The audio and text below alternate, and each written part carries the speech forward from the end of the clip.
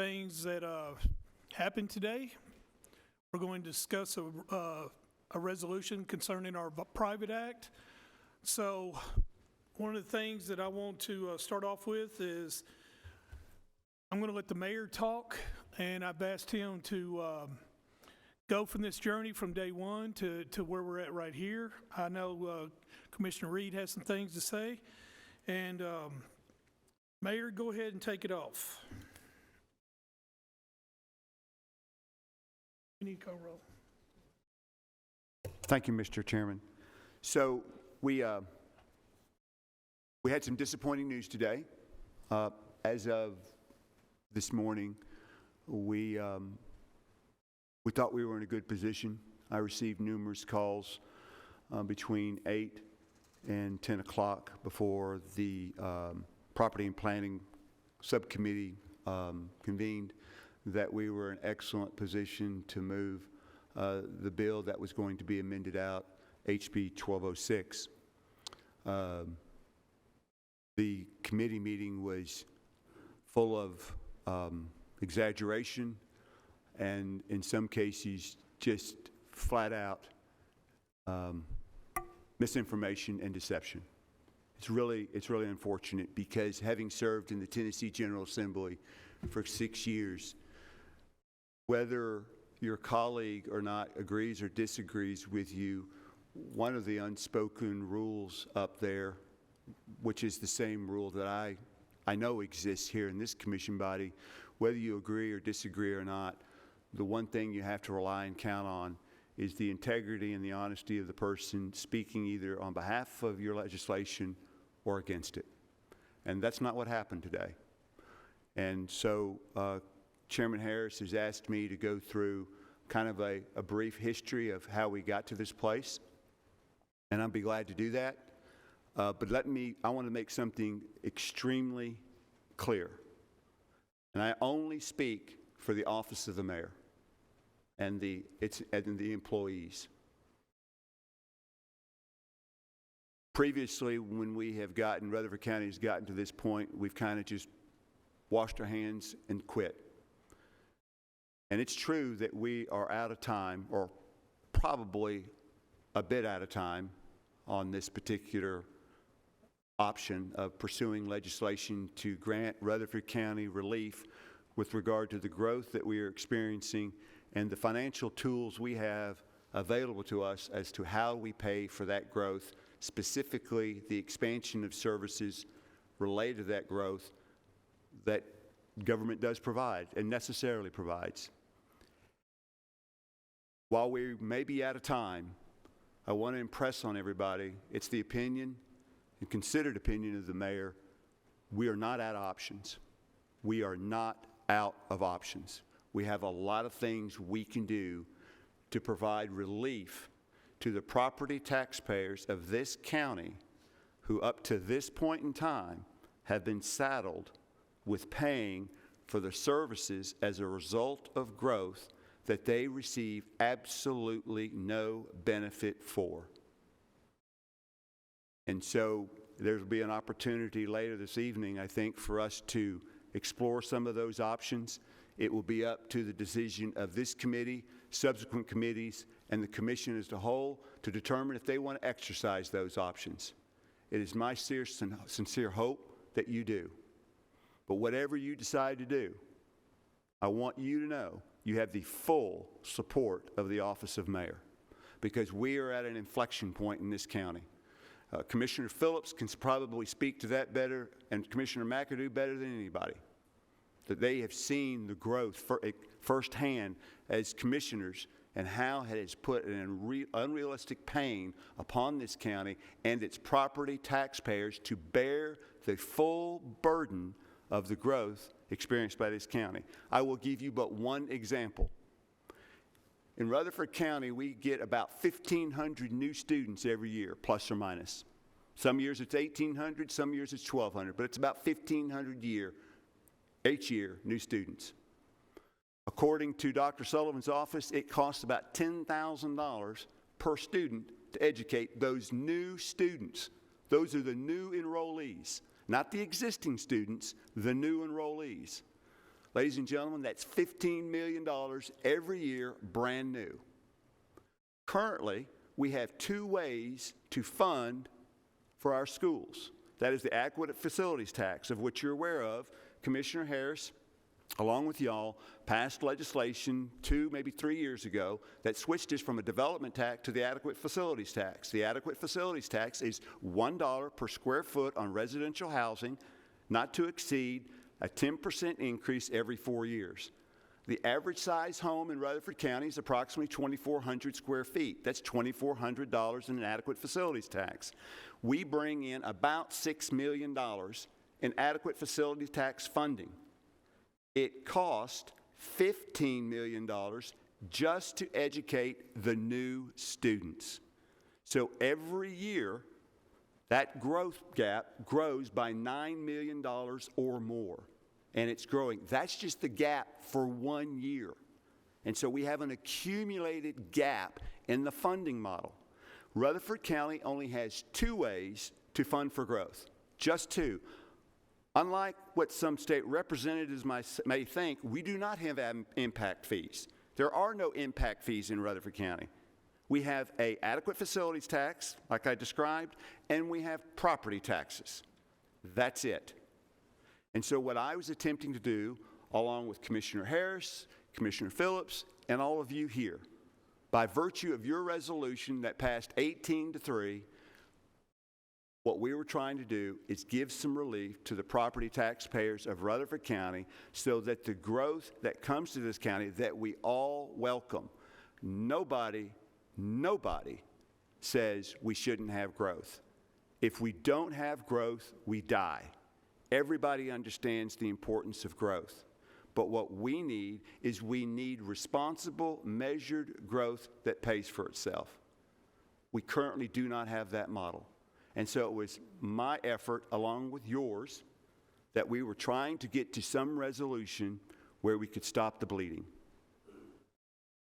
So when I was sworn into office on September 1, I became painfully aware of this situation that hit me like a tsunami. I met with the entire state delegation, our delegation, 5 representatives, 2 state senators, in my office between the end of November and the first week of December. I met with every single one of them, no exceptions. So for any state representative or any state senator to say I didn't meet with them is flat out not true. I told them my intent and my purpose. Some agreed, some disagreed, some were non-committal. Because of the efforts last year of Murray County to pass or increase their adequate facilities tax from $1 a square foot to $3 a square foot, and because Representative Charlie Baum and State Senator Shane Reeves had already carried the previous legislation from Rutherford County, I decided that I wasn't going to ask them to carry this particular piece of legislation. So I reached out to Representative Scott Sapicki and State Senator Joey Hensley, and they agreed to carry a statewide bill that leveled the playing field for all counties and all cities so that every municipality and every county could levy the impact fees, the development taxes, or the adequate facilities taxes they deemed appropriate for the growth in their respective city or county. It quickly became apparent that the Home Builders Association and the Realtors Association were not going to let that bill pass. They were not going to allow a bill with statewide effect allowing determination of the cities and the counties to predetermine how they pay for growth. We're going to let that pass. The only reason they didn't want that bill to pass was because of what they said was called affordable housing. That was the only reason, no other reason. Let me give you a statistic. In 2021, the average price of a home in Rutherford County was $300,000.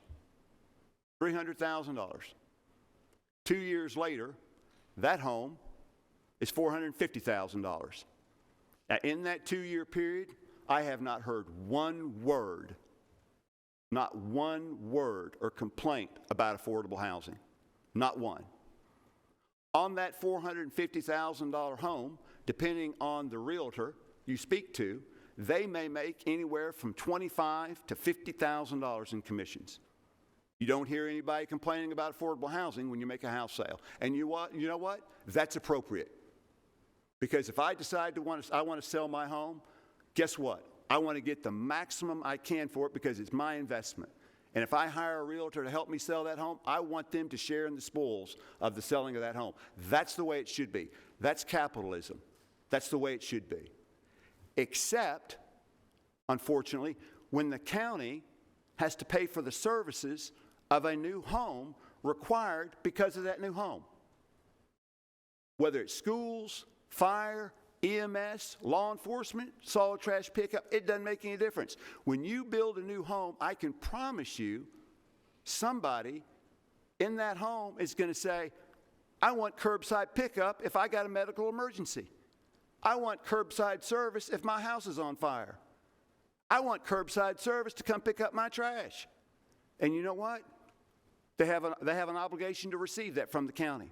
But what they don't have an obligation to receive is that the existing property tax pays pay for it. They should pay for it. That home buyer should pay for the services of that new home, just like the home buyer pays for the services of water, sewer, electricity, and high-speed internet. It's the same thing. So we started on this journey, and in the first of this year, I started traveling the entire state. I went from Jackson to Knoxville. I traveled, I talked to numerous county mayors and county commissioners. Received overwhelming support. As a matter of fact, there wasn't a single county mayor or county commissioner opposed to our efforts. Because all they said was, Mr. Mayor, is this bill going to be permissive? Yes, sir. The bill has to come back to the county for county commission approval. Well, that's the way we should do it, isn't it? Yes, sir. That's local control, isn't it? Yes, sir. So that's what we were trying to do. And I appeal to this county commission, and I'm eternally grateful for the efforts that we put together because you allowed us in the budget to go get the professional help we needed to get to this point. So we hired some professional lobbyists to assist us in this. And I have to say, they did a fantastic job, an unbelievable job. As a matter of fact, they get as much work as I put into this. They get a lion's share of the credit for us being where we are today. Because I want to remind you, in my mind, while we're maybe out of time, we are not out of options. And so with that, Mr. Chairman, we find ourselves in the position of being defeated in subcommittee this morning on a 5-3 vote. My understanding is, and I want to go back because I did receive a call from Speaker Sexton Monday morning saying he believed we had a deal, and I said, that's great. Thank you for interjecting yourself into this process. I can't tell you what happened this morning, except that one particular state representative decided to purposely and maliciously distort the facts. And as we have all encountered too many times, distortion of the facts creates fear, uncertainty, and doubt. And here we are. So here we are. I know that this evening we're here to consider passage of a private act. I've asked Chairman Harris for us to go ahead and consider that and approve it. In the unlikely event there is an opportunity for the Speaker to interject in the process to get this thing out of subcommittee. I would hate for that to happen and then we miss the opportunity. But I'll let Chairman Harris address that with the committee. I'm grateful to you gentlemen and ladies. Thank you very much, but we're not done. This is just turning of a chapter. Thank you. All right. Before I get going, I wanted to do roll call. Commissioner Cush? Present. Commissioner Beverly? Here. Commissioner McAdoo? Here. Commissioner Rutherford? Here. Commissioner Paul Johnson? Here. Commissioner Reed? Here. Chairman Harris? Here. We have a quorum. The only thing I can say is Me and Mike Cush, Jeff Phillips, we worked really hard to get a school facilities tax. It was not enough. It's nowhere near enough. But we had to go through hoops, and we had to accept things that we didn't want to accept. Mayor Carr, when he asked for the $100,000 on the lobbyist fee, I was kind of against it, and I'll tell you why. Because I know how powerful Home Builder Association is and how powerful the realtors are. However, it turned out that that money was well spent, and I've been looking into this. I've paid a lot of attention to this, and I think it's a blow. And I agree with him that there is other options, but it's going to be a long road. So, Mayor, I got a couple of questions. Number one is the session is now over. This was the last day. Is that correct? That's incorrect. This was the last committee day for this subcommittee, but there's probably another 30 days left in the session, which is why I suggested that I would recommend us moving forward with the private act. In the event there's an opportunity or a door opens back up, we're in a position to take advantage of that. So if we pass this act, private act, this could be something that could be used as an amendment on another bill? Well, what would happen is the amendment that made the bill, the caption bill in 1206, required Rutherford County to pass a private act this year for ratification by the General Assembly. And the amendment that that was worked out of the Speaker's office, the additional step in that was that a referendum would have to be held. And I've already talked to Election Commissioner Farley about this. But if the bill were to pass, then what we would have to do is we would have to send this private act or one like it to the General Assembly for ratification. At that point, once that private act is ratified, then we would have to go to a referendum in Rutherford County, let the voters decide if the voters wanted to give you, the county commission, the authority to pass a resolution authorizing the increase in development tax or an impact fee. If that referendum were to pass, then now you have the authority to levy that development tax or impact fee. The December 1 deadline for December 1/23 deadline was the certification of that referendum. So a referendum would have had to been held late summer, early fall for this to be effective.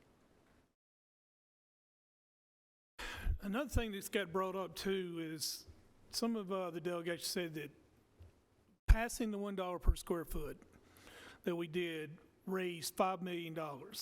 And I just want to go on record as saying that's not correct. It's nowhere near that.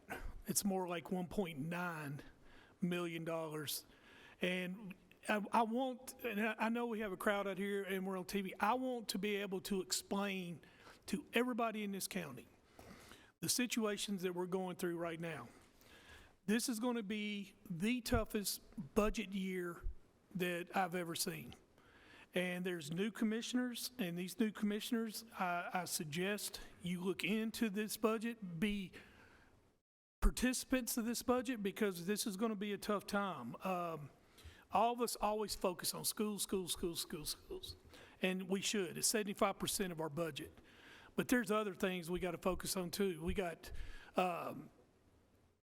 3 new safety buildings. We got to put people in there. We got to hire people. We have a sheriff's department that has to have more deputies.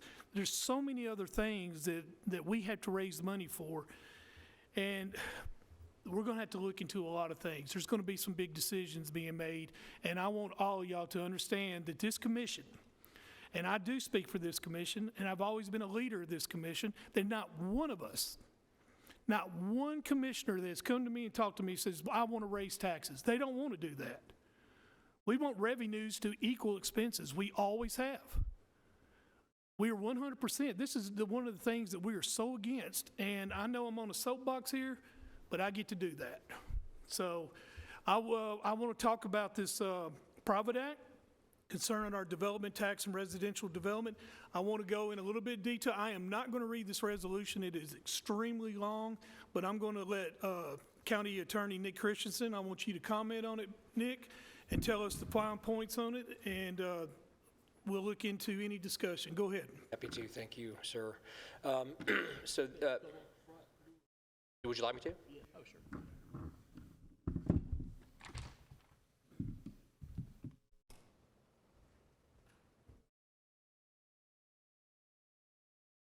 Good evening, everybody.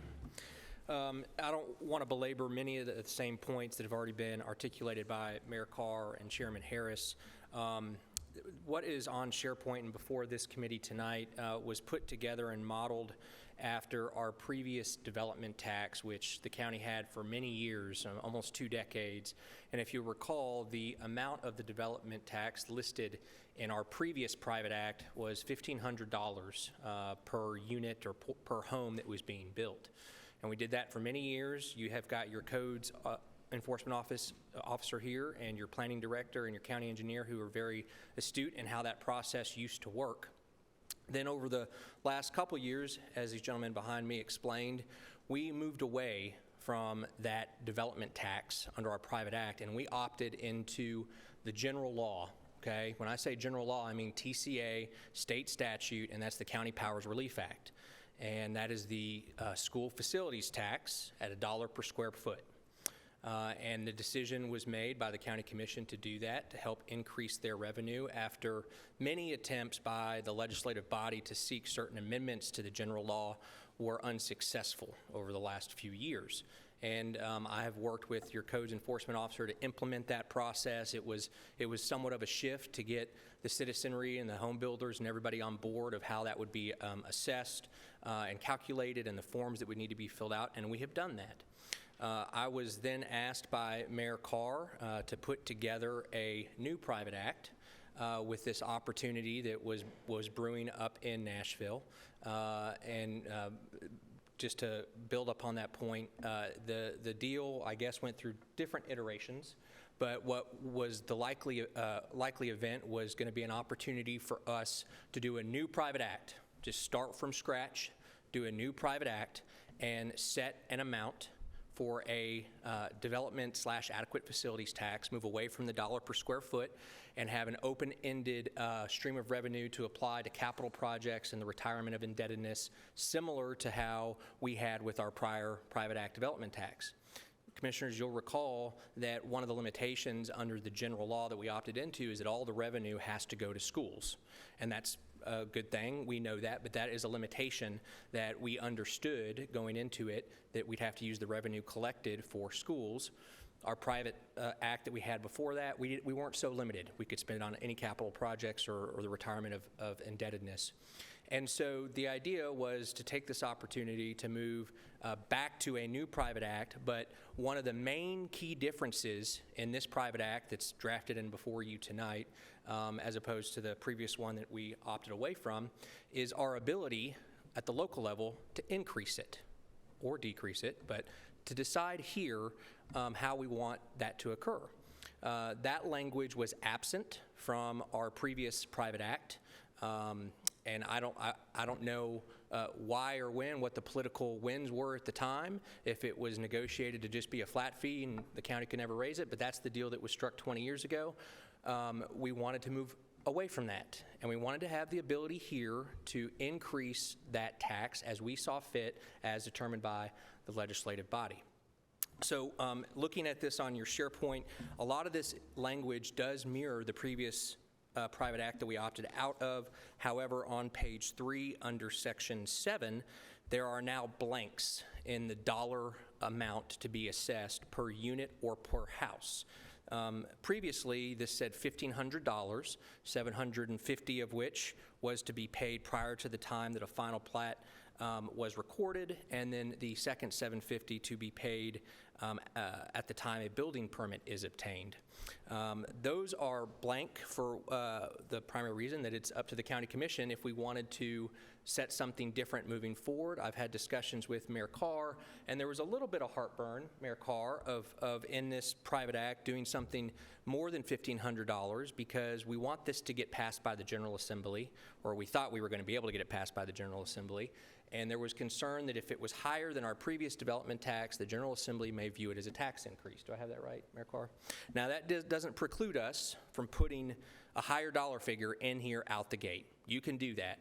I don't have a test of the waters up in Nashville of whether that will deflate the ability to get this passed, even if, as Mayor Carr alluded to, there's another opportunity in the coming weeks to still get this act up there for consideration. If they will view it as a tax increase and therefore won't pass it, I don't know the answer to that. But you do have the opportunity now, if we wanted to place in a higher figure out the gate than $1,500, you could do that. You don't have to, though. The other main difference is under this same Section 7, under subsection C. This is the added language that we did not have in our previous private act, and it says that the amount of this tax may be increased or decreased by resolution of the governing body of Rutherford County, Tennessee, to be approved by no less than 2/3 vote of the governing body of the state of Tennessee, of Rutherford County, Tennessee. That language, presumably in the future, as we continue to grow, would allow for the local politicians to determine whether they want to continue increasing it. And if they do, you wouldn't have to go back up to Nashville each time you wanted to increase it. You'd have the authority here to do it. And of course, you'd have debates and have to come to a determination of whether you'd want to, but you would have control by a 2/3 vote via resolution here locally to increase it in the future. So that's a main point I wanted to raise.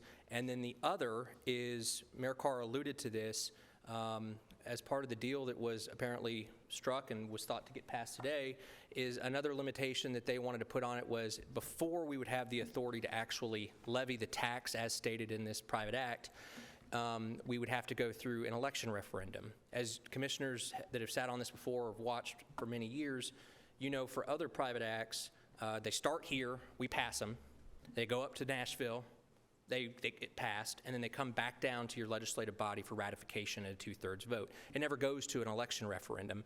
We control the process here amongst your commission. However, under the Tennessee Constitution, there is an alternative way to allow for your private act to become effective, and that's by an election referendum. As you all can imagine, that might make it more difficult to get this affected because you have local citizenry coming to the ballot box and you have opponents of the measure trying to sway the vote here locally before it can be passed. So that's what this says. It really doesn't stray too far from the last development tax. It says we can assess it. We need to talk probably tonight about the amount, and I'm happy to, once I go to the chair, if you all have any questions for me, we can talk about that. And apart from that, there's not too many more material differences to what this says and what we had before. Thank you.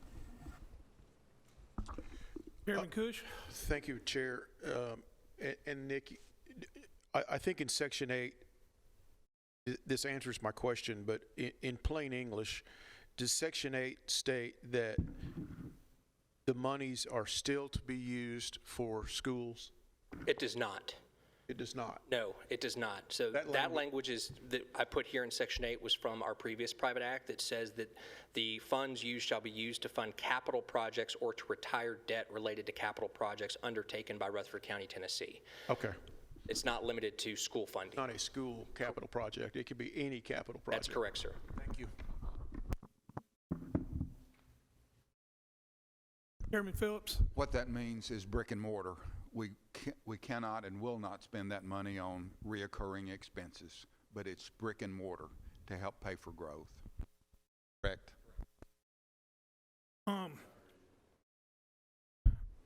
Mayor Carr kind of got away from my second question, so I'm going to go to it.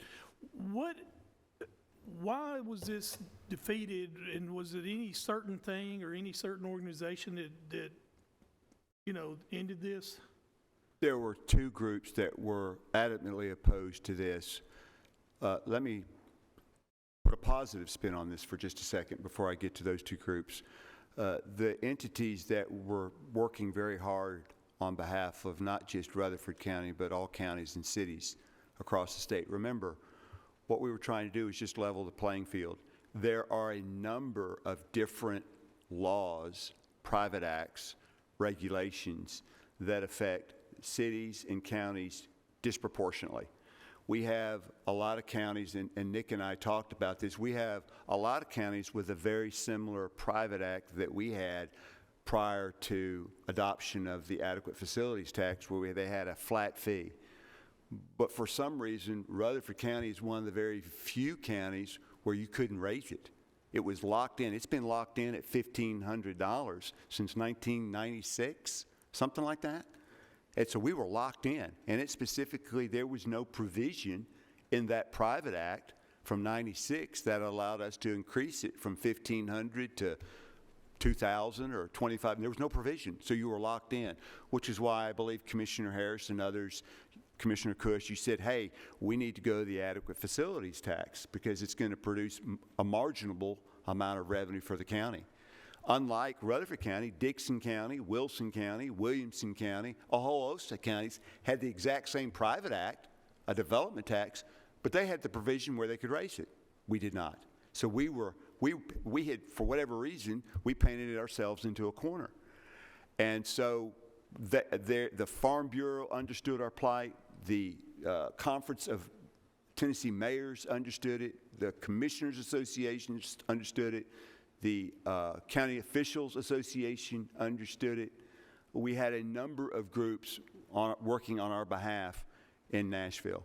But quite honestly, we couldn't overcome the power and the strength of money because we had the home builders and the Realtors Association adamantly opposed it. They would pack the committee room.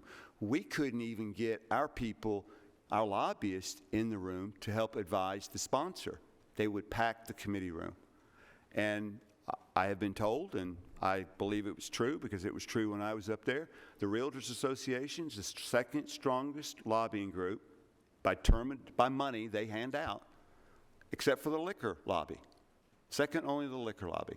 And so it was always, and I said this, and Commissioner Phillips said this, and Commissioner Harris said, this was always a David and Goliath scenario. And so but we took up the fight, just like David. And I think we had a real opportunity to win. We really did up until this morning. But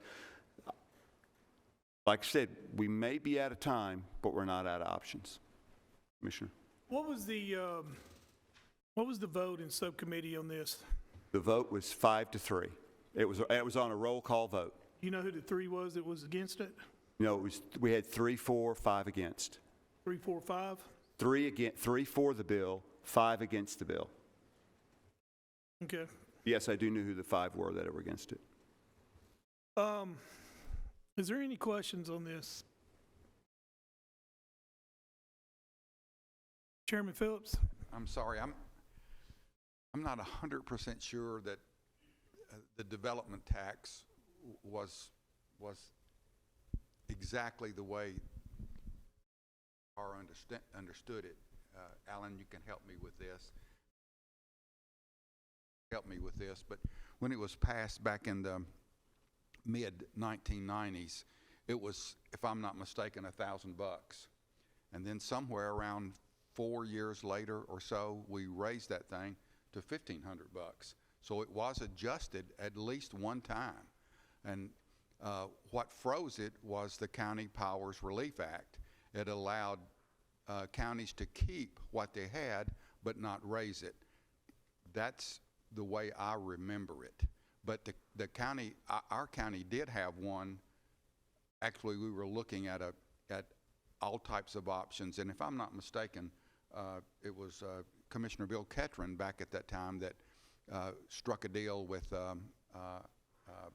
whoever the lobbyists were that this might be more acceptable to others. So we instituted that development tax, and I think around 4 years later we increased it by $500. So I think it was 1,000, and then it went to 1,500, and then shortly after that is when the County Powers Relief Act came into effect and would not allow anything that was presently on the books to increase. So I want to speak to this. Oh, well, go ahead, Nick. Nick's got some Just a clarifying comment. remarks. The figures that you're stating, I don't know if they're exactly the right figures, but what you're saying, I think, is correct in the history of the deal, that before the County Powers Relief Act was enacted in 2006, our county, under our 1996 Private Act, did raise it. But I believe we raised it by a subsequent private act sent up Yes. to the General Assembly that That's correct. amended it, instead of us having the ability with the language already in the private act to let us do it by resolution here locally.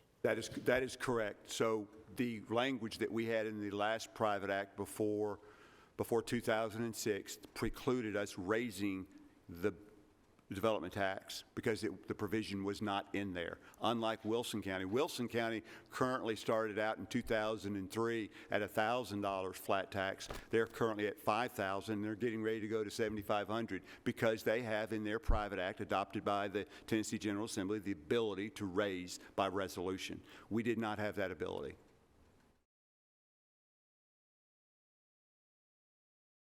Go ahead. Long ago, memory's not exactly right, but I know that when we instituted, a few years later, we at least raised it one time. So it has been raised. That's true, and at that time, I think Steve Satlin was the one that brought it up on the floor here, if I'm not correct.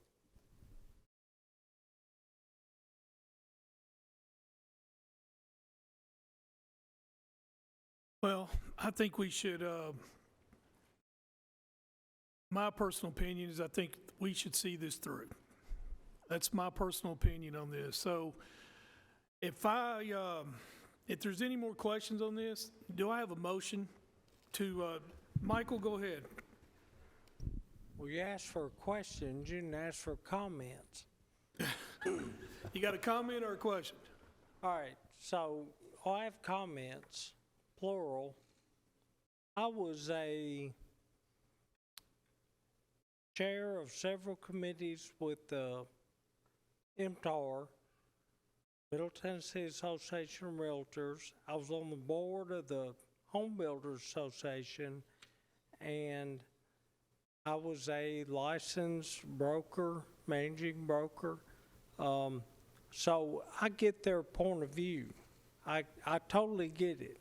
And I'm not against any of them. Well, there's a few I'm against, but most of them I'm not. Affordable housing, we all know what that means in today's definition. But when 70 and 80-year-old people who live in Rutherford County are being affected, then they struggle if they're going to be able to afford to live where they live. So I look at affordable housing in both ways. There are other counties, and Mayor, you know this because you know the mayor of, you call it Murray County, I call it Maury County in Columbia. They've been watching us, and there's some others that have been watching us because they are going through the same thing. The reality is people are coming out of other states to move to a better environment. And what better environment than the state of Tennessee? And what better environment in the state of Tennessee than Middle Tennessee? So they bled away from Nashville, Franklin, Spring Hill. Now they're in Columbia. And they moved out of Nashville, came to Rutherford County. And now they're going to Coffee County and Franklin County. I see it all the time. That's the environment, and that's a great environment, but there's a cost. The growth, there are teachers leaving, public safety employees leaving by the droves because they can't get paid enough and their burden is way too much, And that's part of the growth. And the taxpayers are going to have to pay for that as of now, right now. So I go back to things I've heard my whole life. If you always do what you've always done, you always get what you always got. And another thing is stop the bleeding. So if, the states do not want the federal government to tell them how to run their states. We've seen that for a long time. Well, here's Rutherford County saying the state is going to tell us how to run our county when we're drowning. So I'm not making a motion, it's just a thought.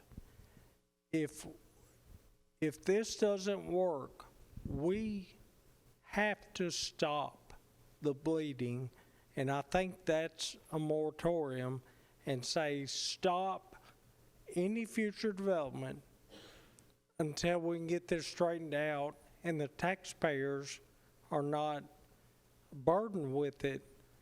And I think about my parents at 80, 70, and 80, and I think about so many others I know.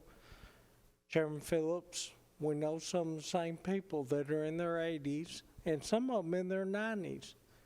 They are struggling. And to raise taxes on them, in good conscience and fall asleep on my pillow at night, I can't do it. So that's my comments. If we can't get something done, we need to stop until we can get something done. Thank you. Mr. Chairman. Nick, I guess this is more of a question for you. There has to be a dollar amount on this resolution, correct?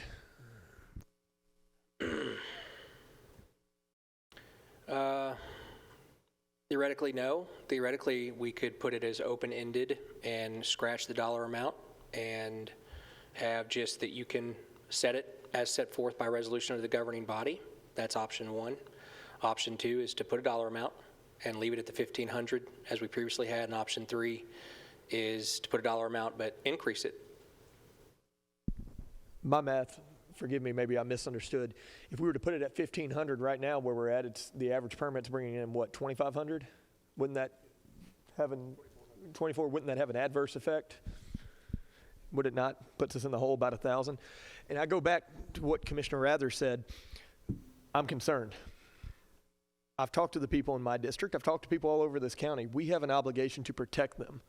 They understand the cost of doing business has gone up. But the cost of increasing infrastructure should not be placed on them.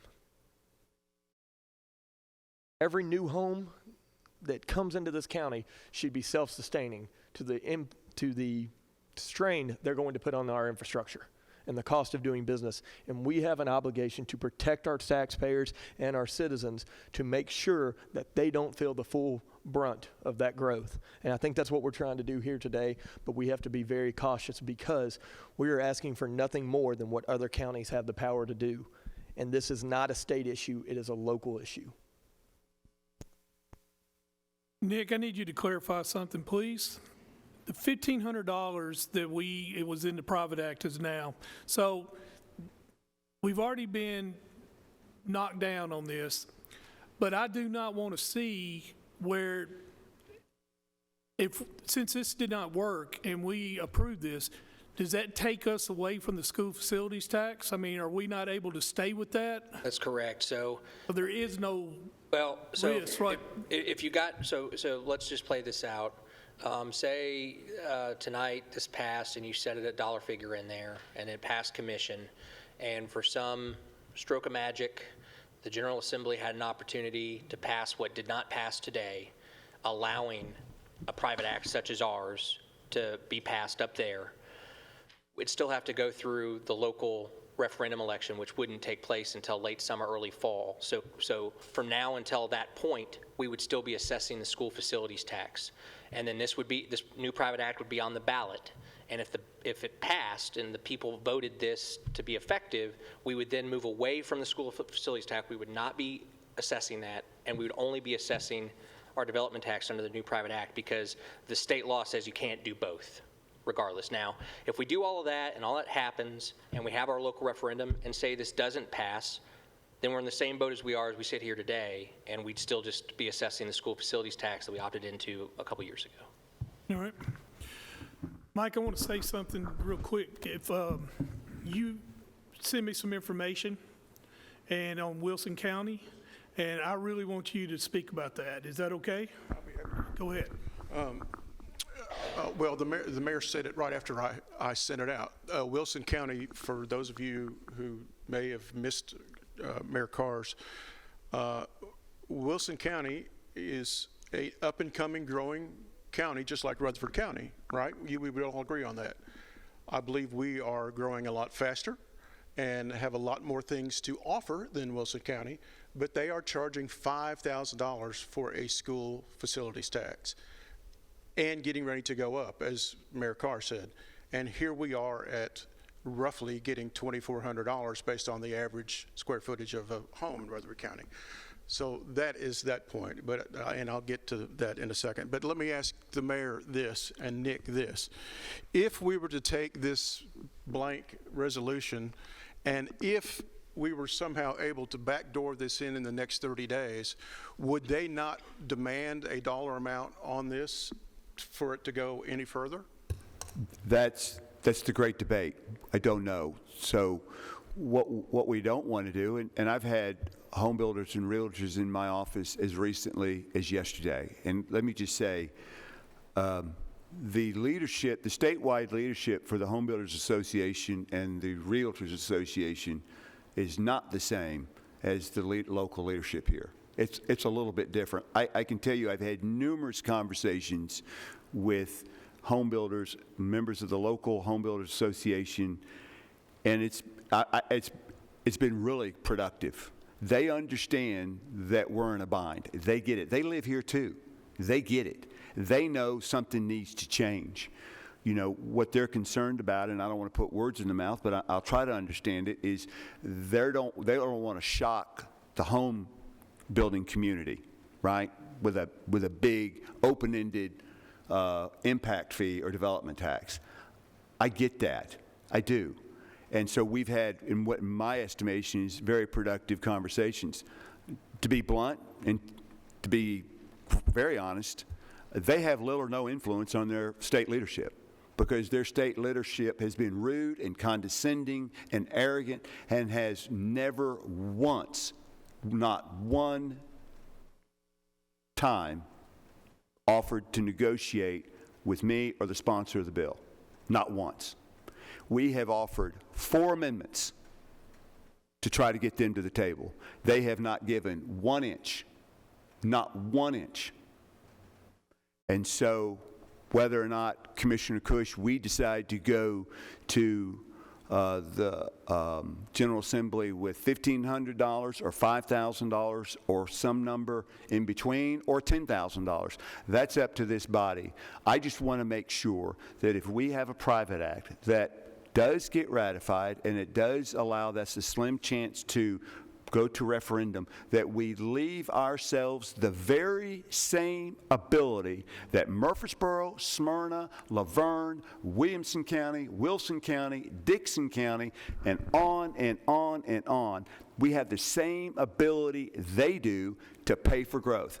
And they're worried about us being irresponsible. They're worried about an open-ended private act where we could raise it. That's what they said. Think about that for a second. They're worried about us, but they don't complain about Murfreesboro, Smyrna, Laverne, Williamson County, or Wilson County. Yet for somehow or another, Rutherford County Commission and Mayor can't act responsibly enough in the benefit of all its citizens, including the home builders and the realtors. And so I'm quite confident more than confident this body will come up with an appropriate number. Whatever that number is, I'm quite confident you will, and I will support it.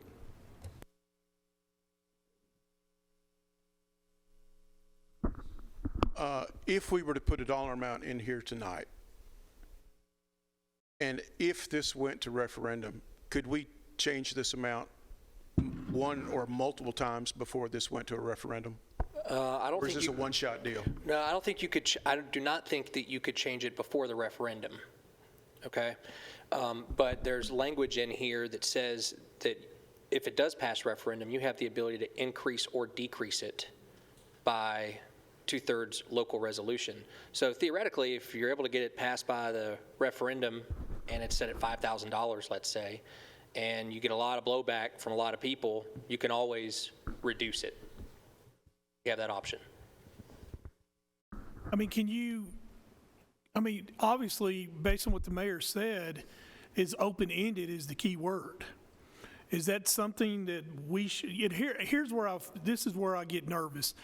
We had it at $1,500 10, 15, 20 years ago, right?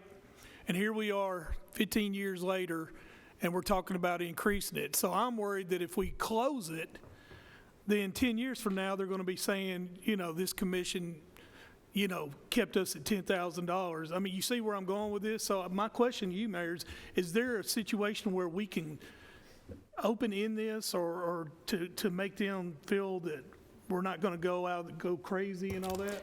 That's a great question, and I just got a text. So this is one of those places where our lobbying team has really done a good job. They have been getting the feel and understanding of the legislature, if this were to pass today, what that number would have been. The thing that keeps coming up over and over and over again that limits the heartburn, I even had conversations with home builders about a number, and the number is 5,000. And the reason it's 5,000 is that's what Wilson County currently has. And so it's not a shock. It's not a shock to the home building community. It's an increase over 2,400 that we have now. So it puts a Band-Aid on the artery. And then it gives us a little time to sit there and go, get a breath. Let's do maybe a study. Let's do some assessments. Let's look at what the gap is. Let's see if there is a gap. I'm sure there is, but let's see what that gap is and quantify that before we start rushing down with a number that chokes off growth, because nobody wants to stop growth. I don't. I have not talked to anybody who wants to stop growth. And for Representative Rudd to make such an outrageous statement defies logic. Nobody wants to stop growth. And so that's not what this is intended to do. It's intended to get growth to help pay for itself. So our lobbying team ascertained from the feedback they got from the General Assembly, and that the fact that we were to mimic the Wilson County Private Act, that 5,000 would be a suitable number that would pass. Did that answer your question? But again, that's a suggestion this is for this committee to decide, and whatever this committee decides, I will absolutely support. Thank you. This is very similar in nature to an event I went through as a young commissioner several years ago when I was heavily involved with the Chamber of Commerce. And we decided to vote for an increase in the hotel motel tax. And I mean to tell you, every restaurateur, every event specialist, every hotel manager jumped up and down and swore they would find people to run against me in the next election because they could absolutely not withstand another hotel motel tax. Yes, and gold jackets. And we passed a hotel motel tax, and it was steep, and that one quarter we lost one convention at Embassy Suites, and 2 more came and filled their spot. And since then, look at Medical Center Parkway. We have built, 3 more hotels, and rooms, occupancy rate is high. No, yes, occupancy means it's full. Right? 94%. Yes, 94%. And I'll be darned, 2 terms later, I'm still here. They didn't run me off. I'm telling you, Rutherford County is the place to be. If you raise development taxes, you know why it's so popular? Because the dadgum development taxes are so dadgum cheap, it's easy to build here. That's why they swarm here, because it's an easy, cheap place to do business and build. They need to pay their fair share. I will make a motion to at least match Wilson County, who I think is a little bit under Rutherford County in terms of what we have to offer. I'm willing to come out of the gate and say, let's put a $5,000 amount in here. We're getting approximately $2,400 on the average now. I do not want to go backwards to $1,500. I will make an effort to go to 5,000, and we'll leave it. We'll watch it. And it appalls me, by the way, that folks up in Nashville think that we're a bunch of bumpkins and don't know how to manage and think we're going to go crazy and charge some stupid amount, $7,000, $8,000, $10,000. How dare they think we're that dumb that we do not have our finger on the pulse of development? Jeff and I have been on the Planning Commission for over 15 years. I'd like to think we know what the hell we're doing.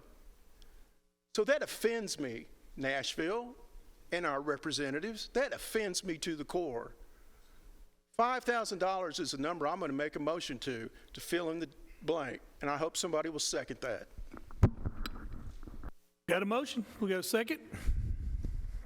Second. Got a second. Any discussion?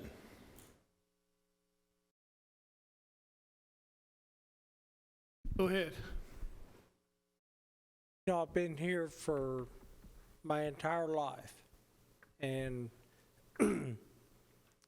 being where I've been, I look at the builders when I was 20.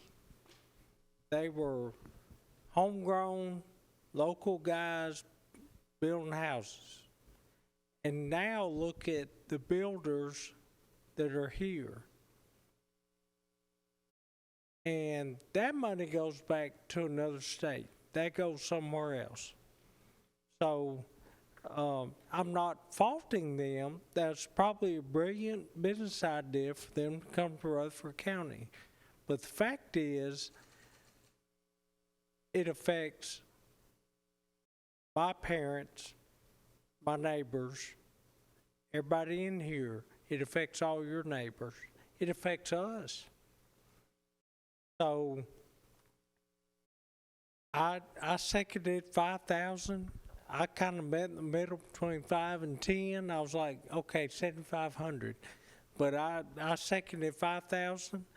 Whatever we can do to let growth pay for growth and leave the citizens, the taxpayers out of it. That's, I won't say any more, I don't think.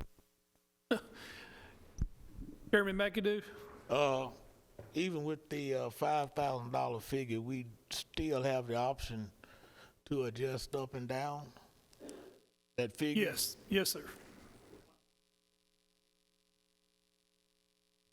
We still have the option to adjust the 5,000 figure up and down with this motion. Yes.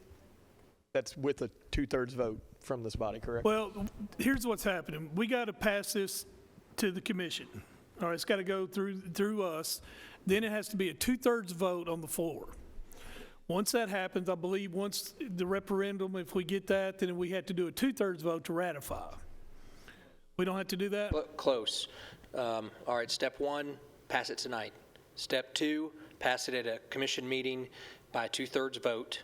Step three, it goes to Nashville, hopefully gets passed. Step four, you do a local election referendum. If it passes then you can start levying your $5,000 tax after the election referendum. Okay, so we don't have to ratify anything. Which then I have a next question.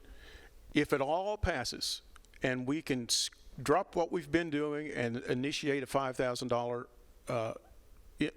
new adequate facilities tax, do we have to wait 1 week, 1 month, 1 year before we increase or decrease that amount?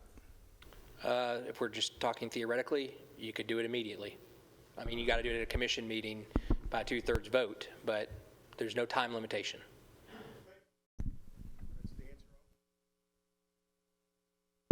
Go ahead. But going back to what you just said, we're not bumpkins. We have our pulse on the community. We're not looking to do a bait and switch here. Any decision that is made on changing this amount will be taken into strong consideration and backed by data and facts. All right, I got a motion, I got a second, we're going to the board. Go ahead, Rachel.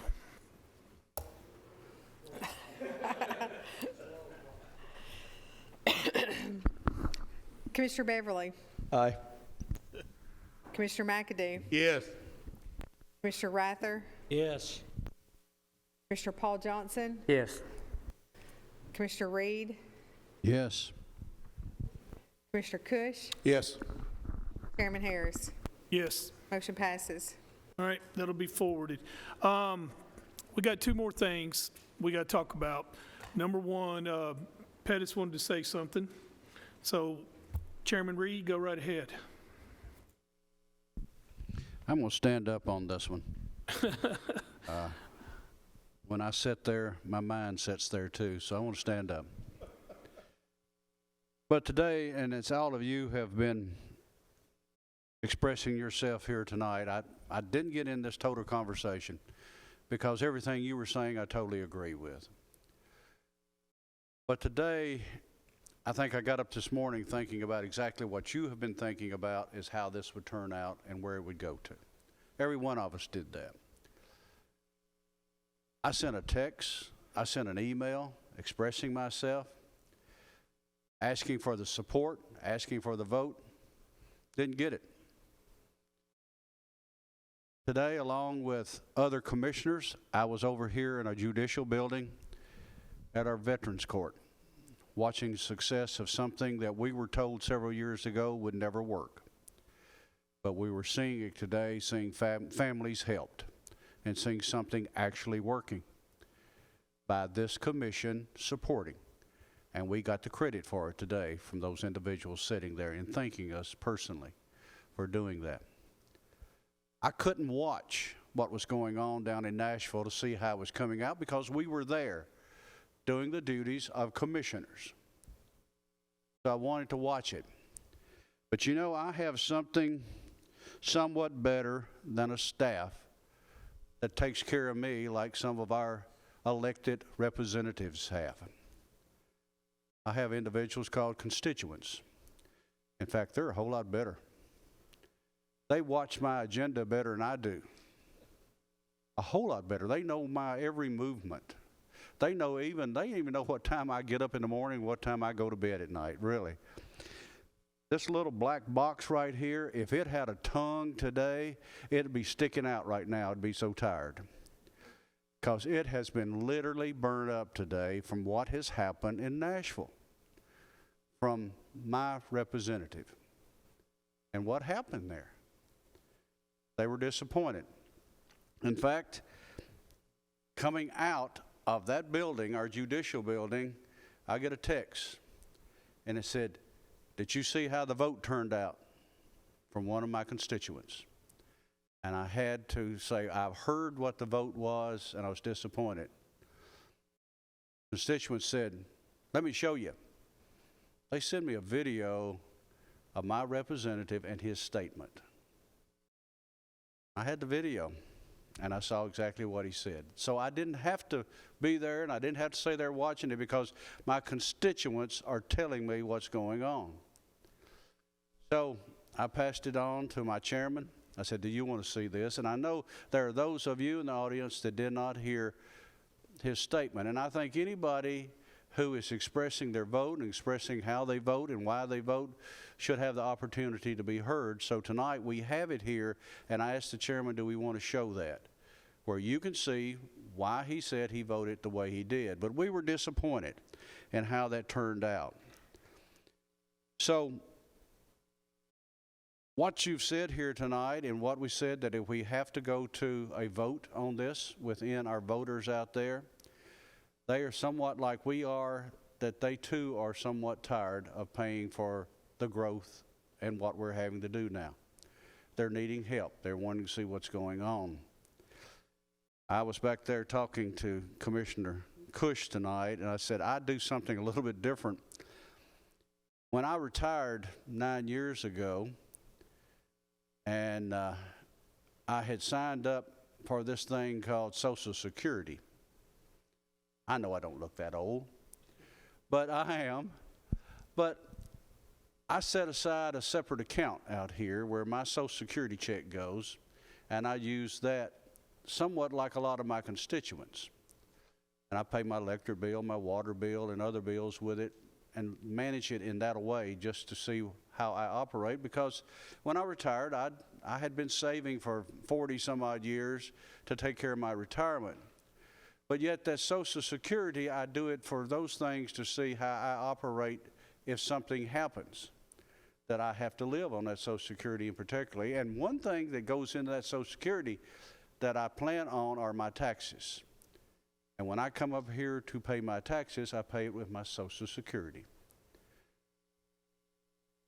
I have an enjoyable part when I come to pay my taxes is because I'm going in with other people who are paying their taxes by Social Security. And we do a lot of discussions back and forth. 2 weeks ago, I was at a Farm Bureau meeting where the topic we are talking about tonight, this was a legislative luncheon where the legislative delegation was there, and they do similar what we did back in January where they talked to the delegation. And this topic come up, and the topic come up with Representative Rudd, and he expressed the same thoughts that he expressed somewhat in this video.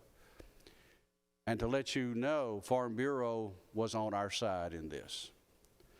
Their state lobbyist was there that day in support of our side that day. And Farm Bureau has been supporting this all along, all the way through this.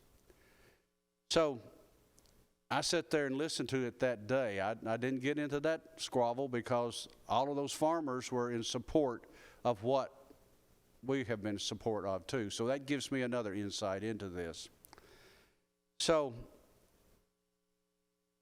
I started thinking that day about what do you really want to see? Do you want to see a fee that deals with the building of a half or $1 million house increase somewhat? Or do you want to have to see what we may have to do later on with our property taxes, increasing that amount on someone who's paying it with their Social Security money? What hurts you the worst?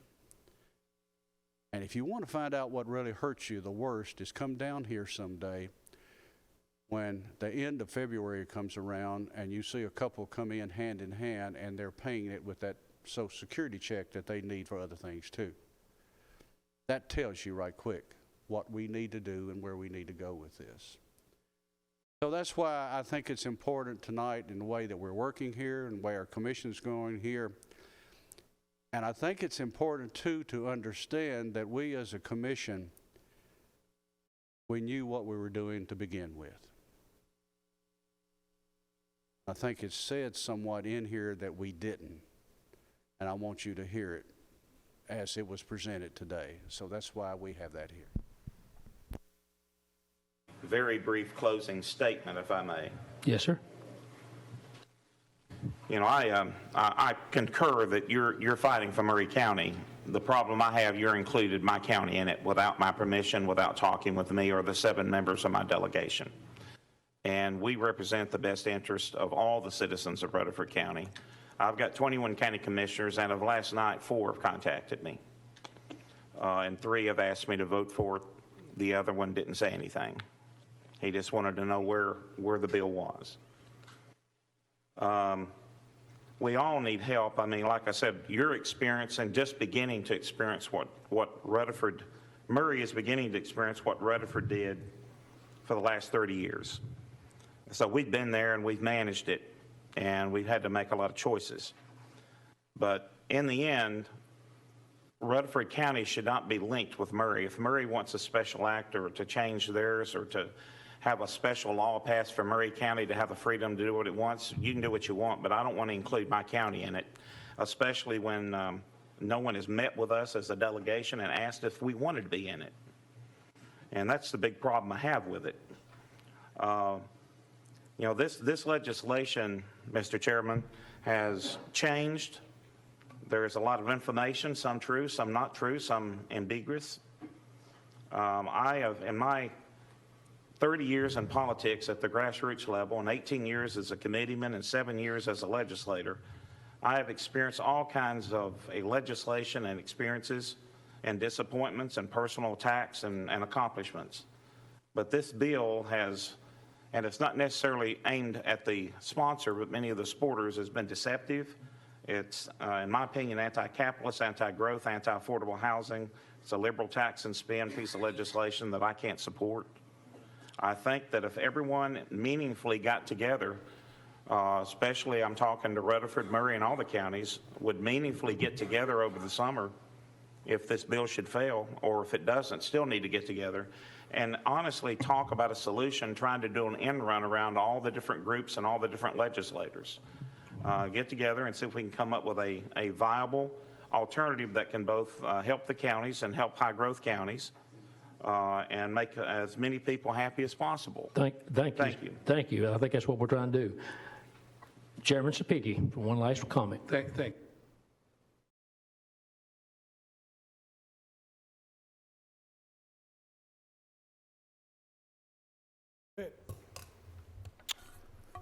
So a couple of things. I talked to the president of the Home Builders Association. So let me back up. There was never an end run, not on my part, not on the part of the sponsor of the bill, certainly not on behalf of the lobbyists who represented this county and Murray County. Quite the contrary. We put 4 proposals on the table. 4. I had a conversation with Charlie Snyder, president of the Home Builders Association, as recently as late last week. His comment to me, "You're running out of time," and my comment to his, "We are running out of time, but we still have options." And he said, "Do you have a proposal?" I said, "I do." We gave him a proposal. The Home Builders Association board met Friday morning on a conference call, statewide conference call. There were 2 members, friends of mine who were part of that board, who attended that conference call. They didn't even bring up the proposal. Charlie Snyder, the president of the Home Builders Association, said he would call me back. I have not heard from Mr. Snyder. So if there is an end run around legislators and groups, let me tell you who is doing the end run. It's the Home Builders Association and the Realtors Association and their proxies who serve on these committees. That's the end run. We've had 4 different proposals. The only people we have negotiated with during this whole process is ourselves. We have negotiated with ourselves from the very beginning, trying to find an equitable, fair solution that equally affects all. This is a difficult decision. I even told Mr. Snyder, I said, it is unlikely we're going to get a permanent statewide solution with the time left we have in this General Assembly. But Rutherford County and Murray County need a tourniquet. We are bleeding an artery. I said, yes, we are out of time, but we are not out of options. You don't want us exercising the options I'm referring to. Please do not take us there. All we're asking is temporary relief so that we can come back during the summer and let's negotiate a better, more permanent, equitable solution. I didn't get a call back. That is just one of many gross exaggerations with regard to the facts. So now this county commission is confronted with the idea that we may need, I hope you consider other options that will afford us to move forward. I'm not a part of this body, but I hope, Commissioner Harris, Chairman Harris, you in this body seriously consider some of the options we have available to us. We are still bleeding. And I've taken the liberty, Mr. Chairman, please forgive me, but I've taken the liberty to ask Doug DeMasi, Director of Budget Planning, Engineering and Planning, and Tanya Bell to come tonight because they have some options that this body may wish to explore for future consideration by the appropriate standing committee. Thank you. Okay.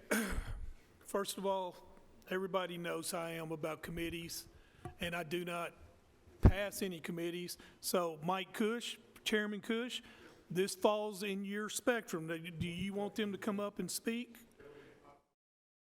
Yes, Craig, our chairman, I'm more than happy for them to come up and speak because ultimately this will go to full commission and they can speak here. They will speak at my committee, Public Works and Planning. So they're just, in my opinion, they're just covering more commissioners and this opportunity. So yes, let's have them come up. Just as long as you are okay with it. I'm in total agreement. Okay. Doug, come on up.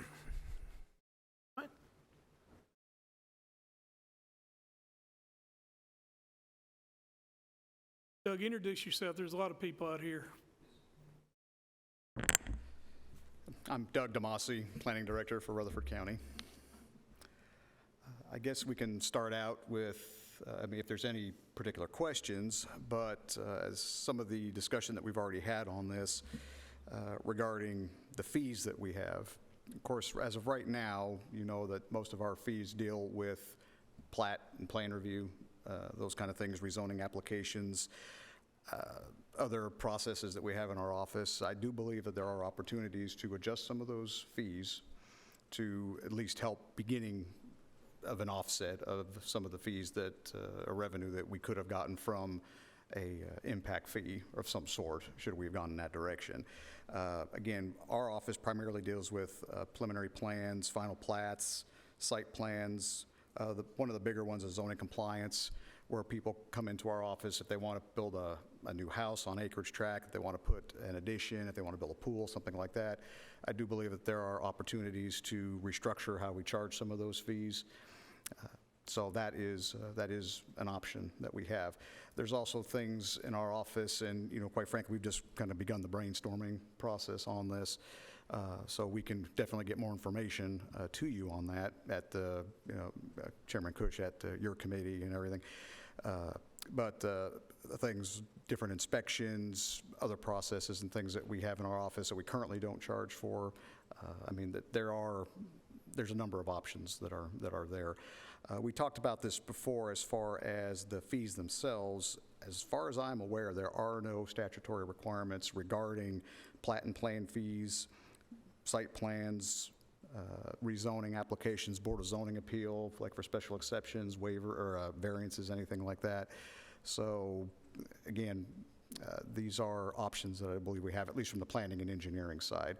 I won't speak for Ms. Bell, but obviously, with building permit fees and inspections and things, she would be able to speak further on those issues as well.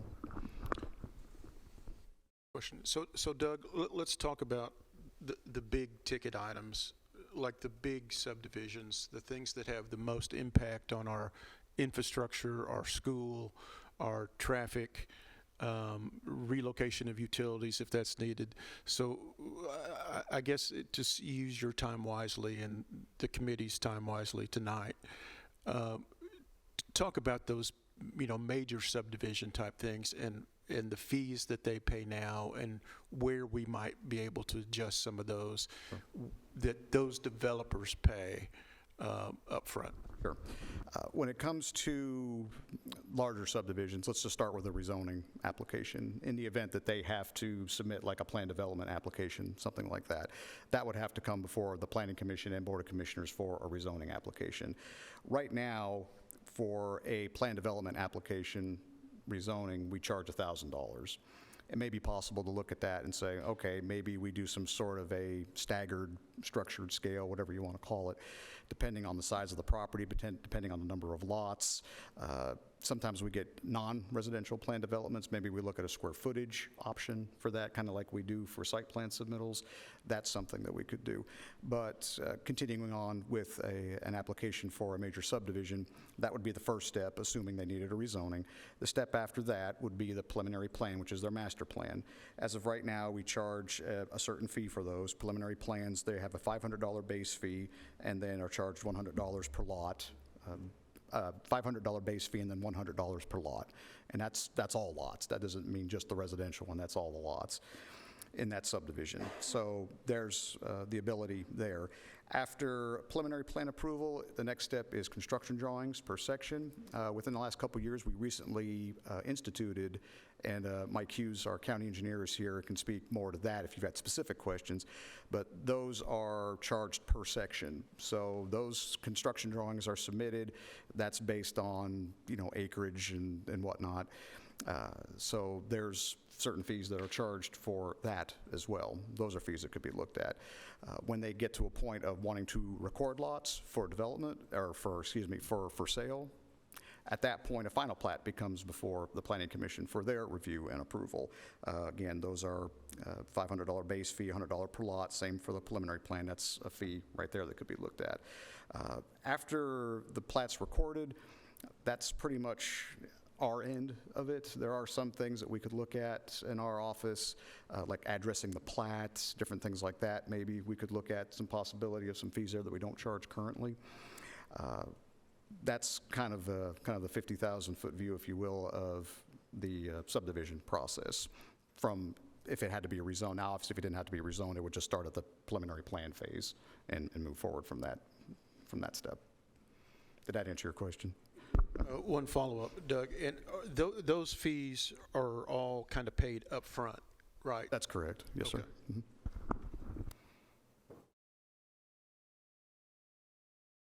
Phillips? Mr. DeMasi, I'm not sure that we keep up with this, but I've noticed a dramatic increase in development from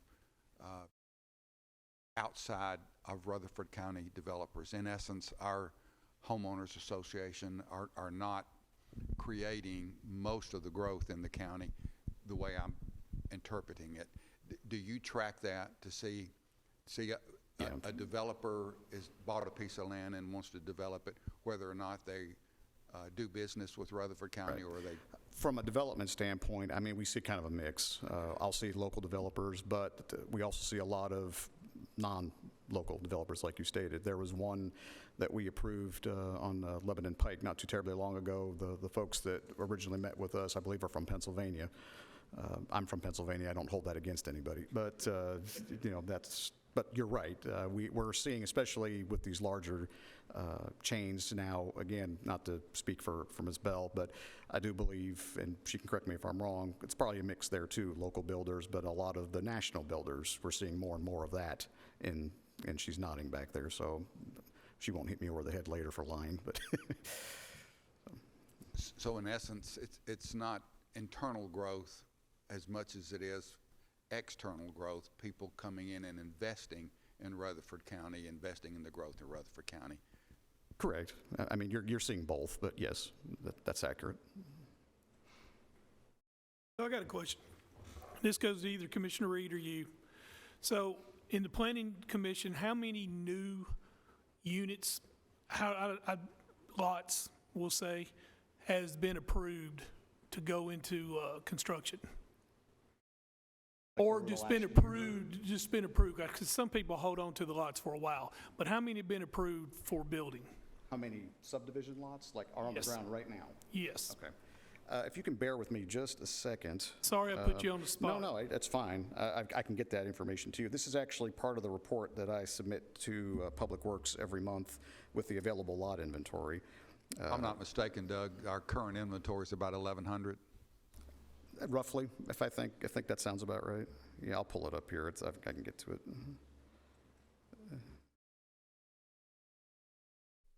While Mr. DeMasi looks that up, I did ask Mr. DeMasi earlier this evening, in 2022, how many new residential building permits were issued in last year, and the number was a little shy of 800. I think 799, was it not? Yeah, I believe that's right, from So last that was year. a number of residential building permits for Rutherford County in 2022 was 800. Yeah. Now, and keep in mind, that's just for the unincorporated area of Rutherford County. Okay, that doesn't include the municipalities. And Chairman Phillips, you were correct. The total available lots on the ground right now, ready to be built on, is 1,061, so just shy of 1,100. So just in the rural areas or the unincorporated areas, we have 800? That was new single-family permits last year, yes, sir. That answered your question, did it, Chairman Phillips? It does. I guess the thought process that I'm going through is that outside investors are coming in and investing in Rutherford County simply because it's cheaper and they can get a bigger return on their investment. What bothers me about that whole scenario is that what is their long-term best interest of Rutherford County? So my thought process is it's not our local developers or our local home builders that are causing an uncontrollable issue that we have, and that's a situation that's growing and becoming more and more of a problem. And the reason I call it a problem is simply because what we're hearing and we know we're experiencing is some of the developments that come in, people are buying and building in residential developments without the intent of living there. There are more and more rental units that are happening in residential developments, and the number of people that live in one particular house we have no control over. So you see a lot more folks coming to Rutherford County using our systems, such as schools, and maybe living in one house collecting one property taxes when there could be multiple families living in a house. Those are all issues that haven't been a problem in the past, but we're seeing that trend. As a member of the Planning Commission, we're seeing kind of on the uptick. Just to go ahead and clarify, we've got a lot of long-term, wonderful home builders and developers in Rutherford County, and a lot of those are supporting the efforts that this commission has tried. So when we talk about Home Builders Association, it's not that all of them are opposed to some type of relief as it relates to growth and taxation. A lot of them support our efforts, and I applaud that. And I don't want to give those people a bad name, because they are actually live here, experience the same issues and problems that we're having. So that community is not solidly behind what happened in Nashville today. So supportive of this group, and they need to be applauded for those efforts. So I guess what I'm trying to say is that we see a trend that's a real changing trend in Rutherford County, and that's the reason that you keep hearing this commissioner and this planning commissioner harp about our comprehensive plan and how it needs to be updated to protect the future of Rutherford County and develop a vision that we all want to see Rutherford County.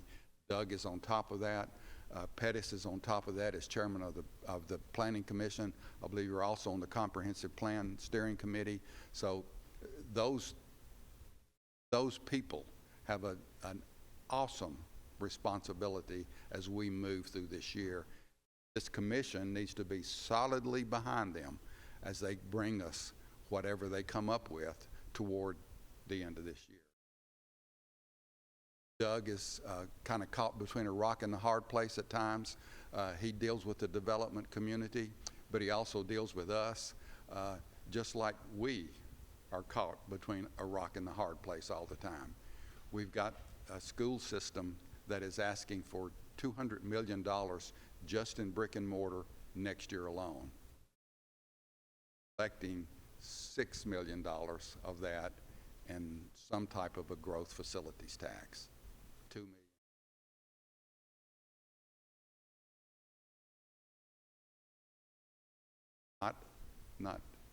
Not even counting our public safety needs for next year. So this is what we're talking about, and this is what we talked about a little bit at our commission meeting. The responsibility that we have this spring is awesome. And I know the commission is up to the task, and we'll ask those hard questions, and we'll come up with the very best plan that we possibly can. So, Doug, I appreciate the work that you do, and I appreciate you being willing to share with us, even though you might catch some flack from those folks that come to you every single solitary day with plans. And I'll also say that some of the things that we don't want to prevent, such as a person applying for some type of a permit to build onto their house or to add a swimming pool or to do those kinds of things. We don't want to discourage those type of things, and that's what we also need to take a real close look at. So once again, thank you, staff's support. And I've seen, I guess it was Mike that said 15 years. It's been over 30 years for me, Mike. I've seen that growth, and I've learned a lot in that 30 years. And the next 30 years is extremely important to me and my family. So be vigilant, Doug. Yes, sir. Keep the course. We will. So to sum up, what Doug is saying and what the mayor has alluded to is there are other options beside what we've talked about the first hour of this meeting. We have the ability to take some of Doug's fees and increase those to the developers, which would help offset some of the issues that we've talked about tonight. If we want to go that route, that is an option that we can go. So there's not just one solution. Like everything else in life, there are multiple solutions. So this is something that this group, my committee, we can talk about and see if, when, and how much we want to massage these numbers. And, you know, like Jeff just alluded to, you know, we don't want to punish the guy that just wants to build a new house. We're really aiming towards the big developer, right? The 25, 50, 100 lot guy that's coming in and all of a sudden putting 500 in and out traffic count on our roads at one time. That's our target market of the user fee that we're trying to obtain. So this is just one of these options that we'll talk about further. So thank you. Thank you, Mike. I wanted to touch on something too. This is a special meeting, so a lot of stuff's going to get talked about. I wanted to piggyback on something that the mayor said. He was talking about kids costing $10,000 a year to go to school for a year, which the state gives us 65% of that. But what he didn't say, Mayor, is that during the census, it said that out of the households in Rutherford County, each one averages 2.3 children. So now that figure is double. So now you see that it's, you know, when you got $1,700 coming in, and then all of a sudden we're paying out around $7,000, it don't add up. And that's just schools. So I want to bring Tanya up. Are you good? Any more questions for Doug? I want to bring Tanya up because Doug said something about 800 houses in, well, Tanya's going to tell you how many houses are built in the county, including all the municipalities. So go ahead. Okay. You say whatever you want to say. You say whatever you want to say. That one, yeah, I had provided to the municipalities and the county. I thought we were going to talk about fees. I apologize. Go ahead. Same thing we are. All right. Hello. Good evening. This has been interesting. So I'm going to piggyback on Doug's comments. Like he said in planning, building codes also does not have, there is no authority, thank you. There is no authority that caps building permit fees. So currently, our last building permit increase, building permit fee increase was in 2016. Our building permits are assessed by valuation of the project that's under construction.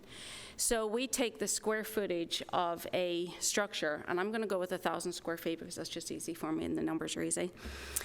We take that 1,000 square feet and we multiply it by, currently it's $113. So that permit valuation then becomes $113,000. That permit valuation then goes to a chart that ICC, a fee schedule that ICC recommends for building construction. And that then would equate to a permit fee of $502. So in the past, we've always used the valuation chart, but in the past, it's the square footage fee that has been increased. So it went from 56 back in the early 2000s per square foot to, I want to say 70 or 80, and then we went up to 113 in 2016. So I went today and did a little bit of research in surrounding jurisdictions, surrounding cities and counties, for a couple of things, to determine what their average permit fee is, and also to try and determine how they calculated their permits, their fees. So most of them use the ICC table. Eventually, they go to the ICC table. However, there is a couple, Williamson County and Hamilton County, both base their fees on the sales price of the home. So if the home, they don't give it a square footage value, they ask the builder for the sales price of the home, and that's where they take their fee from. They use the same chart that we use, but a 1,000 square foot house, while our chart, our calculation calculates that or evaluates that at 113,000, that same house might sell for 250, and that's what they base their permit fee on, is the $250,000 cost, and not the square footage cost. So I'm just going to recap just a couple of, Rutherford County, I took a 2,500 square foot house because the average square footage in Rutherford County in the last year or so has kind of teetered right around 2,500. So I took 2,500 square foot with a 500 square foot garage and 200 square foot of deck. So I took those same square footage and I went to each of these jurisdiction websites and figured out what the permit cost would be in each of these jurisdictions, just to see how far off we were, or to see where we were. So Rutherford County, I also included, by the way, a plumbing permit, a mechanical permit, and a gas permit, because typically you would get each of those to build a house, and some of the permit fees included those already, so I did include those. So this is the permit fees for a 2,500 square foot house with a 500 square foot garage and 200 square foot of porches. In Rutherford County, that permit fee would be $1,267. In the city of Murfreesboro, that would be $1,214. Town of Smyrna is $1,287. The city of Gallatin, $1,664. Williamson County, $1,610. Hamilton County, $1,785. The city of Lebanon was $1,950. Coffee County was $951. City of Mount Juliet was $1,368, and city of Franklin was $2,160. Now, each of them do their assess their values in different ways. Some of them use a square footage, flat rate square footage. They say you've got 1,000 square feet, it's 35 cents a square foot. That would be $350, and that's their permit fee. But about of those 2, 4, 6, 10 that I did,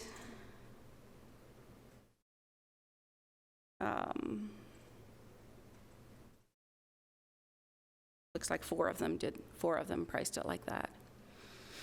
So I talked to the Williamson County Director of Codes last week when I was working on that report for you, and of course we all know their houses are multi-million-dollar houses. So their permit fees are up in the tens of thousands sometimes. but they base them on the value of the home. They come in, they ask the contractor to provide them with a sales price for their home. What are you going to sell this house for when it's complete?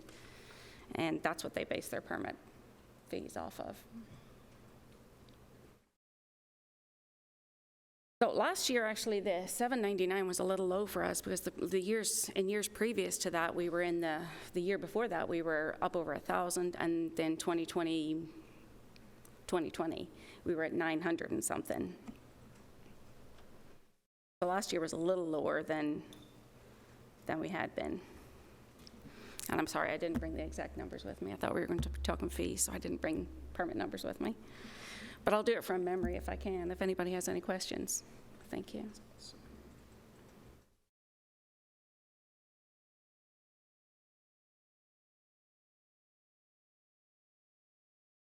That's all permits. Okay. So Tanya and Doug, this question is for both of you. The fees you collect, all your monies go to the general fund? Ours do, yes, sir. So do mine, Okay. besides the school facilities tax. Okay. School facilities tax is the only thing that doesn't. Go ahead. If I may, thank you, Tanya, and thank you, Doug. Don't go anywhere.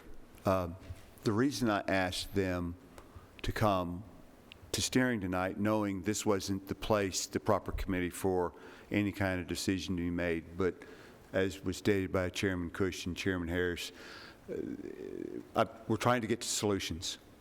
We're trying to, this is about options.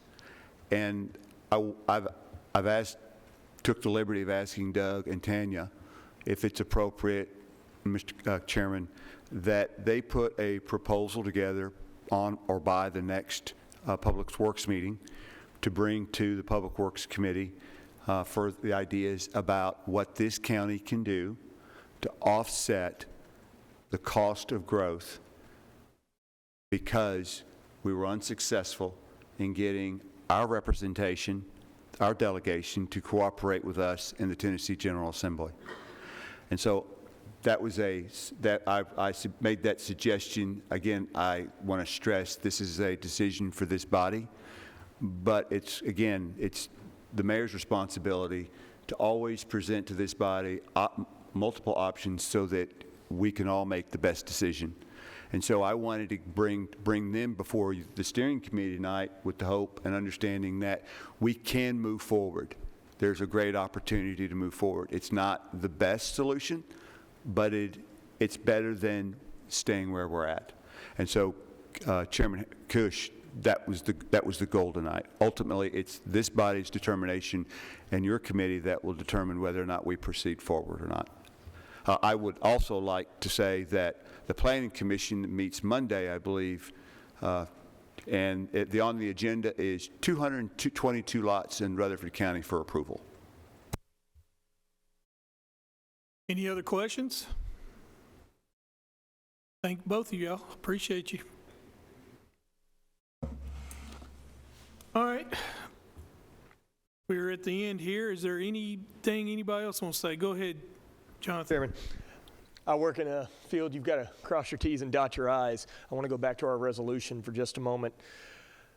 We passed a total amount that we wish to assess for this fee, but I believe we didn't address section 7A1 and 7A2 with the splits, and I would hate for this to get all the way up to General Assembly and they find a reason to send it back.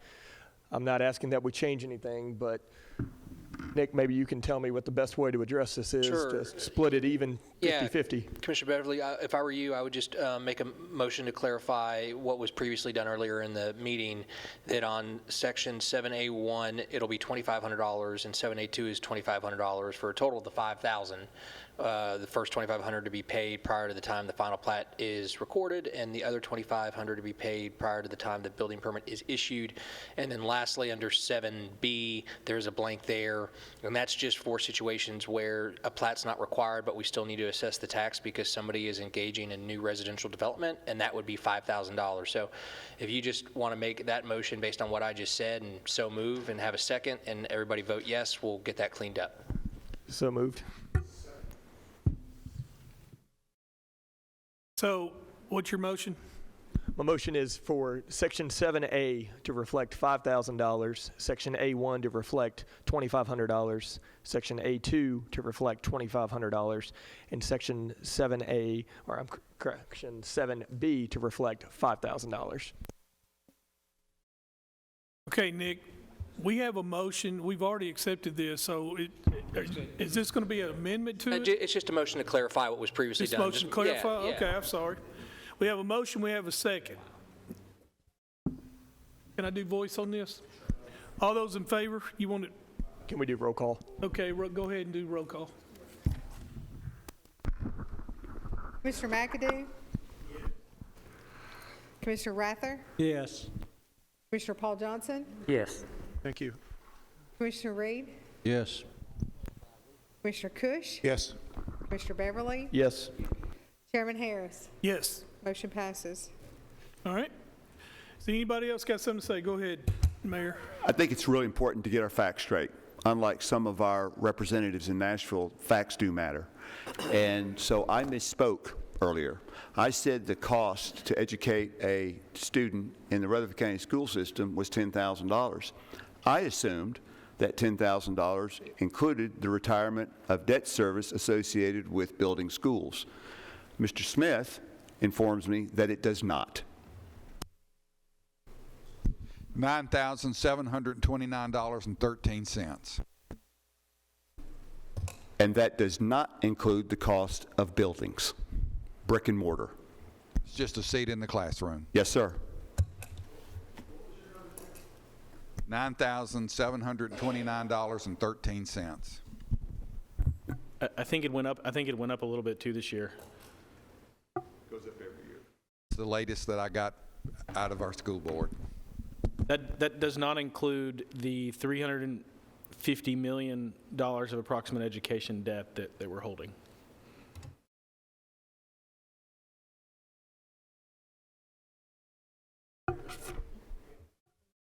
We have approximately $450 million of debt, 350 or so, and I'm rounding here, is education related. My math at 50,000 students is 7,000 even, so give or take your debt account in there. And what worries me is we see a funding change, formula change in the next 4 years. $500, 50,000 kids, it's $25 million. Well, I want to be specific too.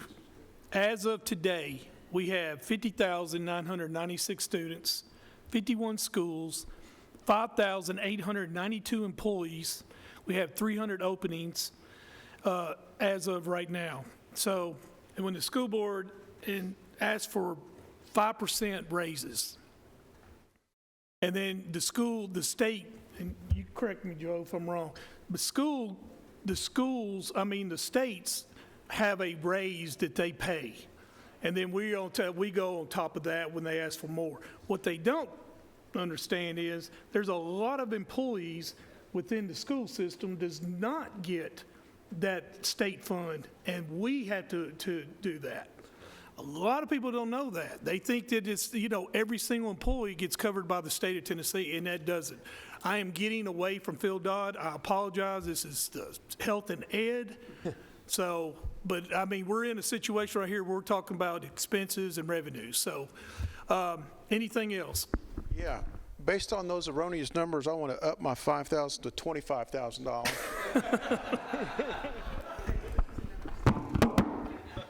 But I also want to clarify, I carried my zero wrong. It's 2.5 million, but that's still 2 pennies, and pennies add up. Go ahead, Jeff. Mr. Chairman, thank you.